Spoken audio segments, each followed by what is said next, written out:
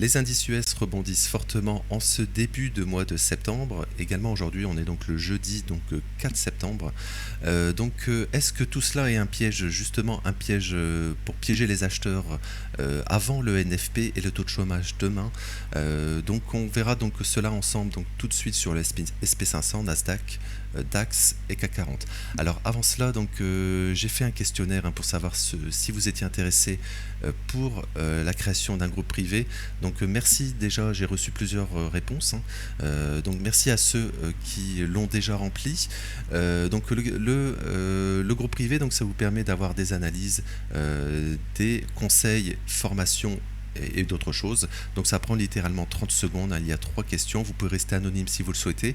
Donc encore une fois, merci à ceux qui l'ont déjà rempli et merci à ceux qui le feront. Calendrier éco aujourd'hui. Donc hier on a eu j'en ai parlé plus tôt dans le brief crypto. On a eu le nombre d'offres d'emploi, d'annonces d'emploi aux États-Unis qui étaient en baisse et ça a été bien pris par les marchés. En fait, on est donc dans un scénario où toutes les mauvaises nouvelles échos sont positifs. Ce qui est paradoxal, tout simplement parce que ça appuie en fait les probabilités pour baisser les taux. Et le marché est, on va dire, obsédé par la baisse des taux en ce moment, ce qui changera à un moment donné, ça changera, la réalité économique redeviendra donc importante, mais pour le moment c'est ce que le marché veut. Chaque mauvaise nouvelle, donc si par exemple demain on a des mauvaises nouvelles sur le NFP, par exemple, le NFP est en baisse et le taux de chômage en hausse, ça serait positif. En fait, on est en début de mois, donc il faut faire attention. On pourrait avoir une semaine haussière tout simplement, et ça ne remettrait pas en cause. Par exemple, on pourrait aller chercher un des nouvelles ATH, par exemple, sur les indices. En début de mois justement on retrace je reviendrai sur les indices parce que là on parle des stats éco. Faudra suivre en fait vraiment demain le NFP, taux de chômage. Alors tout à l'heure on aura le PMI des services, on a eu les PMI des biens mardi, donc il est annoncé en légère baisse, on a un consensus 51, en légère hausse, pardon, consensus à 51 au lieu de 50 environ. Ce qui est important, je trouve, c'est les importations et exportations, tout simplement parce que c'est ce qui a fait le PIB au premier trimestre et au deuxième trimestre, si vous vous souvenez. Premier trimestre, on a eu la part des importations dans le calcul du PIB qui était en forte baisse. Donc on avait eu un PIB au premier trimestre en baisse de 0,5. Et donc au deuxième trimestre, on avait eu l'inverse. En fait, on avait eu la part des importations dans le calcul du PIB en forte hausse. Et donc on avait eu une forte hausse du PIB. Regardez, au deuxième trimestre, c'était la semaine passée, les chiffres définitifs. On a eu donc plus 3,3%, alors qu'on avait une part des investissements en baisse, etc. Donc en fait, tout simplement, si vous regardez les importations, premier trimestre, on a eu une forte hausse des importations.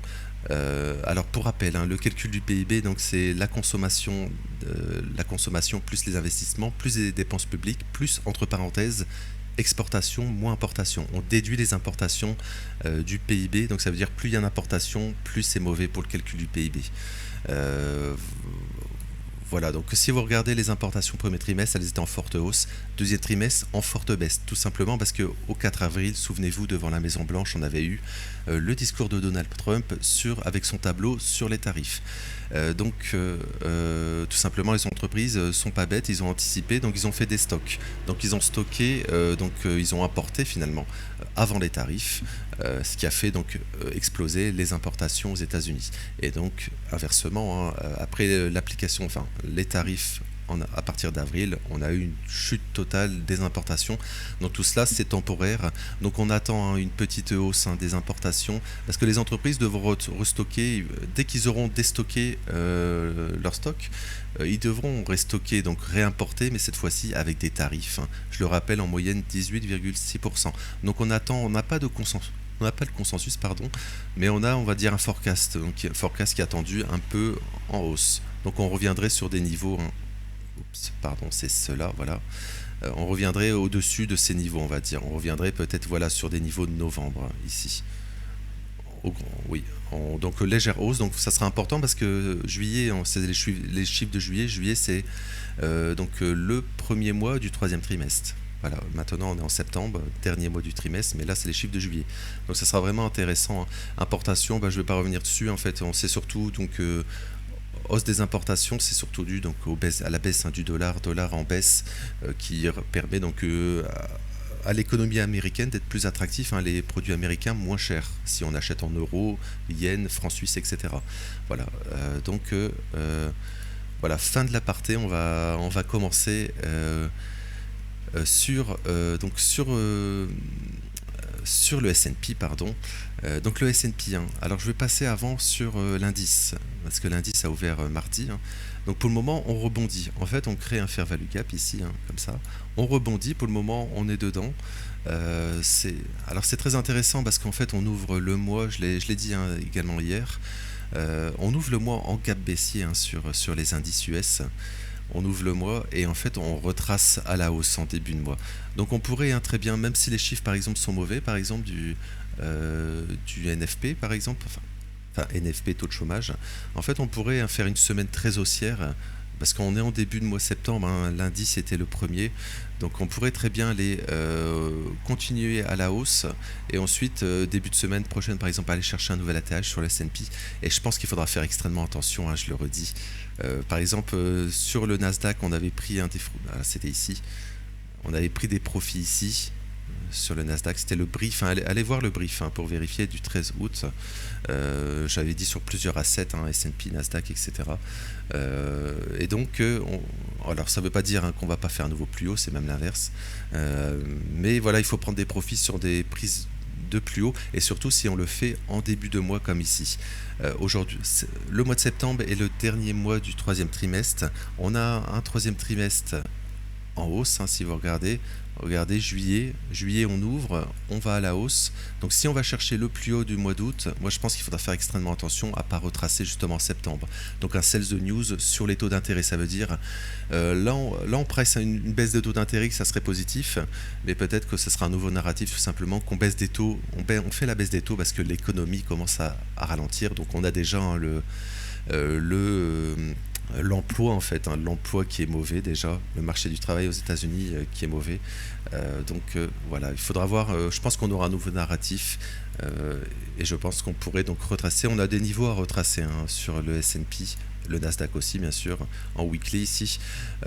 Voilà, on pourrait peut-être faire un sommet comme ça pour aller rechercher un nouvel ATH ensuite, mais ça on verra donc la force, hein, de la baisse, le momentum, parce que souvent les baisses peuvent être très violentes. On l'a vu ici par exemple, généralement les baisses sont très violentes sur les indices.